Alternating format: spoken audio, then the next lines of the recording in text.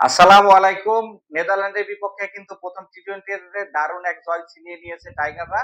যেখানে টস জিতে বাংলাদেশের ক্যাপ্টেন লিটন কুমার দাস কিন্তু বল করার সিদ্ধান্ত নেন এবং নেদারল্যান্ড কিন্তু ১ম এ ব্যাট করতে নেমে ১৩৬ রান করতে সক্ষম হয় ৮ উইকেট হারিয়ে ২০ ওভারে।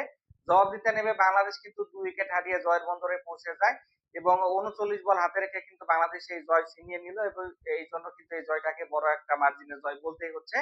বল হাতে কিন্তু আমাদের তাসকিন আহমেদ দারুণ বল করেছেন। ৪ ওভারে ২৮ রান দিয়ে ৪ উইকেট নিয়েছেন এবং তিনি প্লেয়ার অফ দ্য ম্যাচ নির্বাচিত হয়েছেন। ব্যাট হাতে লিটন কুমার দাস অসাধারণ একটা ফিফটি তুলে নিয়েছেন। পাশাপাশি সাইফ হাসানও শেষের দিকে গিয়ে কিন্তু দারুণ একটা টর্নেডো ইনিংস খেলেছেন। নেদারল্যান্ডের শুরুটা কিন্তু খুব একটা খারাপ হয়নি। নেদারল্যান্ড কিন্তু ১ম এ ব্যাট করতে নেমে ৩ ওভারেই ২৫ রানে পৌঁছে গিয়েছিলেন। যেখানে শরীফুল কিন্তু ২য় ওভারে বেশ কিছু রান কনসিড করে। চতুর্থ ওভারে ১ম বলে কিন্তু এখানে নিজের স্পেলের ১ম বলে উইকেট তুলে নেন তাসকিন আহমেদ। এখানে ডেঞ্জারাস হয়ে ওঠা ম্যাক্সো ডাউটের উইকেটটা কিন্তু তুলে নেন। ম্যাক্সো ডাউট কিন্তু ১৫ বলে ২৩ রানে পৌঁছে গিয়েছিলেন। এরপরে কিন্তু নিজের ২য় ওভারের ১ম বলেই কিন্তু এখানে হচ্ছে বিক্রমজিৎ সিং এর উইকেটটাও তুলে নেন তাসকিন আহমেদ। এজন্য কিন্তু নেদারল্যান্ড শুরুতে কিছুটা কোণঠাসা হয়ে যায়। বাকি সাইফ হাসান কিন্তু অকেশনাল বোলার হলেও গতকালকে দারুণ বোলিং করেছে। ১ম ওভারে তিনি কিন্তু ২ টা উইকেটের দেখা পেয়ে যান। স্কট এডওয়ার্ডসকে তিনি কিন্তু ১ম এ উইকেটের দেখা পান। এডওয়ার্ডসের যে উইকেটটা তিনি পেয়েছেন, ওই উইকেটে তার যতটুকু ক্রেডিট ছিল তার থেকে বেশি ক্রেডিট এখানে হচ্ছে জাকের আলী অনিক। আ এখানে হচ্ছে সাইফ হাসানের বলে এডওয়ার্ডস সুইপ শট খেলেন। যেখানে কিন্তু বাউন্ডারি লাইনে ঝাঁপিয়ে পড়ে কিন্তু দারুণ একটা ক্যাচ নেন জাকির আলী অনিক। আমার কাছে মনে হয় অবিশ্বাস্য একটা ক্যাচ নেন জাকির আলী অনিক। তারপরে তার সেলিব্রেশনটাও কিন্তু দেখার মতো ছিল আসলে। ওই ওভারে কিন্তু আরেকটা উইকেট তুলে নেন সাইফ হাসান। মুস্তাফিজের পরে কিন্তু নিজের ১ম উইকেটটা তুলে নেন। তাসকিন আহমেদ শেষের দিকে গিয়ে আরো ২ টা উইকেট তুলে নিলে ডাচরা কিন্তু খুব বেশি দূর এগোতে পারেনি।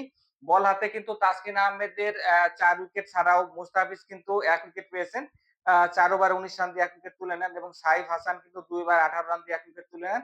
শেখ মাহেদী কোন উইকেটের দেখা না পেলেও কিন্তু তিনিও ৪ ওভারে ২১ রান দিয়েছেন। ভালো ইকোনমিক্যাল বোলিংও তিনি করেছেন। তো ১৩৭ রানের জয়লক্ষ্যে ব্যাট করতে নেমে বাংলাদেশের শুরুটা কিন্তু ভালো হয়। ইনিংসের ১ম ৩ বলে কিন্তু ৩ টা বাউন্ডারি হাঁকান এখানে হচ্ছে পারভেজ হোসেন ইমন।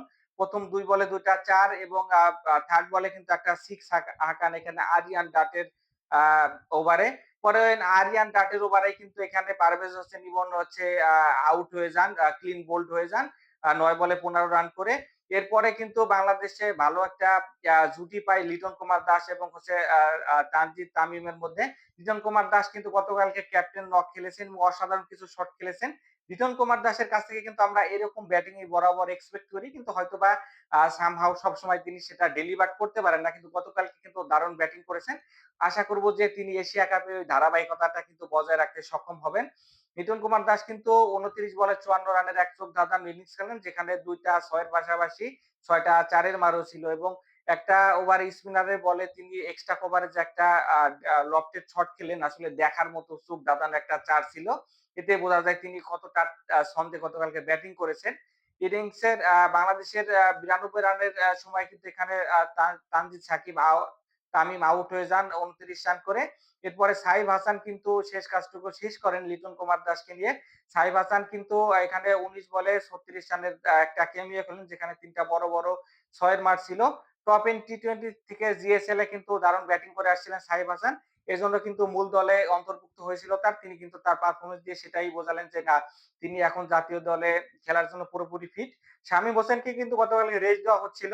এখন কিন্তু একটা মধুর সমস্যায় পড়লো এখানে টিম ম্যানেজমেন্ট সাইফ হাসানকে খেলাবে এশিয়া কাপে না হচ্ছে এখানে শামীম হোসেন পাটোয়ারিকে। আমার কাছে মনে হয় নেক্সট যে ম্যাচ বাংলাদেশ খেলবে ওইখানে যদি সাইফ হাসান ব্যাট বলে ভালো পারফর্ম করতে পারে তাহলে শামীম হাসানের জন্য কিন্তু মূল দলে ঢোকাটাই খুব একটা ডিফিকাল্ট হতে যাচ্ছে। আগামীকালকে কিন্তু বাংলাদেশ নেদারল্যান্ডের ২য় টি-টোয়েন্টি অনুষ্ঠিত হবে। এই টি-টোয়েন্টি জিতলে কিন্তু বাংলাদেশ সিরিজটা জিতে যাবে। আমি এক্সপেক্ট করব যে বাংলাদেশ আসলে যে লক্ষ্যে এই সিরিজটা শুরু করেছিল লিটন কুমার দাস বলেছিল যে ২০০-২৫০ আমরা করতে পারবো। সেই লক্ষ্যেই খেলবো। পিচটা দেখে কিন্তু আমার কাছে খুব একটা খারাপ মনে হয়নি। খুবই ভালো পিচে খেলা হয়েছে। বাংলাদেশ যদি আগামীকালকে ব্যাটিংটা বেছে নেয় সেক্ষেত্রে কিন্তু ভালোও হবে। কারণ আমরা কিন্তু এখানে শ্রীলঙ্কা এবং আফগানিস্তানের বিরুদ্ধে খেলবো এশিয়া কাপের মূল পর্বে। তো এখানে কিন্তু আমাদের ব্যাটিংটা কিন্তু আগে করতে হতে পারে। সেক্ষেত্রে আগে ব্যাটিং করলে আমরা কেমন করতে পারি সেই আ আ টেনডেন্সি কিন্তু আমাদের দেখা উচিত। বলে মনে হয় এই নেদারল্যান্ড সিরিজে। বাংলাদেশ যদি আগামীকালকে ব্যাটিংটা আগে করে সেক্ষেত্রে কিন্তু আমার কাছে খুবই ভালো হবে মনে মনে হচ্ছে। এখন দেখার বিষয় বাংলাদেশ টিম কোনটা বেছে নেয়। আ আগামী ম্যাচ দেখার তো শুভকামনা জানিয়ে সকলকে কাছ থেকে আজকে বিদায় নিচ্ছি। দেখা হচ্ছে নেক্সট ভিডিওতে। আল্লাহ হাফেজ।